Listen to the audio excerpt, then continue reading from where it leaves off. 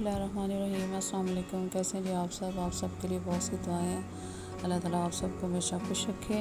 तो यहाँ पर आज बन रहा है जी बीफ का सैलड। बहुत ही मज़ेदार नहायत आसान तरीके से मैं बना रही हूँ। आप भी ज़रूर ट्राई कीजिएगा, इंशाल्लाह बहुत ही मज़े का बनने वाला है। तो जी प्रेशर कुकर के अंदर ही बना रही हूँ और इसके अंदर 2 बड़े चम्मच मैंने ऑयल के डाल दिया और लहसुन और प्याज एक बड़ा काट के इसमें शामिल कर दिया। गोल्डन ब्राउन करूँगी और फिर इसमें गोश्त शामिल करेंगे।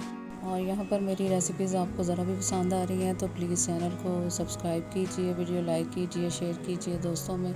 आप सबकी पसंदीदगी का बेहद शुक्रिया।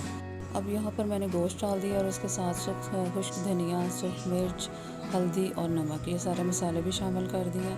गोश्त की भुनाई बहुत ज़्यादा ज़रूरी है ताकि गोश्त की जो महक है वो ख़त्म हो जाए और उसका एक जायका और फ्लेवर अच्छा सा आ जाए। तो मसाले शामिल करने के बाद मैंने पानी भी थोड़ा सा शामिल कर दिया और अब इसको उबाल आने के बाद मैं बंद कर दूंगी और इसके प्रेशर की सीटी लगा दूंगी। तो 5 सीटियाँ लगाई हैं और इसको खोलने के बाद माशाल्लाह से देखिए हमारा अच्छा सा मसाला तैयार हो गया।